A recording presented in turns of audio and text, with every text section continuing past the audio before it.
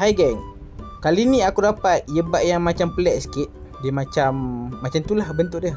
Sport ke tak sport ke aku tak tahu, tapi jenama dia Powerbeats apa tapi huruf B lah dekat dia punya jenama tu. Aku cakap lah dekat owner kan, aku suruh dia cari bateri dulu. Dia pun cari bateri, lepas tu dia bawa in. Bila aku tanya, abang dari mana? Saya dari Perak bang. Ui, jauhnya bang dari Perak. Yelah, saya ni alang datang ke sini, saya nak balik Perak dah ni, tapi saya tinggalkan earbud ni kat abang. Abang buatlah masa abang, tak kisah.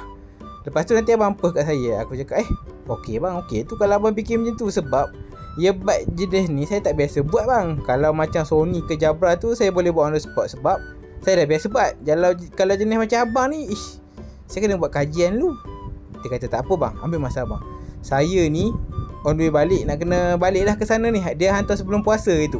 Tapi aku heran lah, jenis-jenis earbud ni macam-macam jenis punya Yang jenis donat, yang jenis tak masuk dalam lubang telinga, yang jenis dekat luar je, dekat cuping je, yang masuk ke dalam telinga nak sampai ke gendang pun semua ada.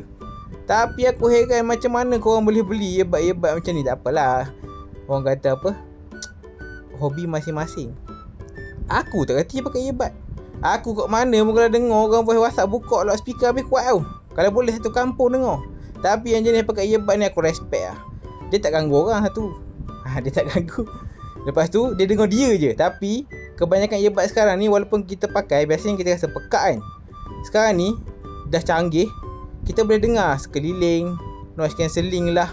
Lepas tu kita boleh tak nak dengar langsung. Memang macam-macam jenis lah. Tapi harga dia memang mahal lah.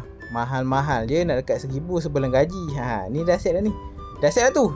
Mantap skru.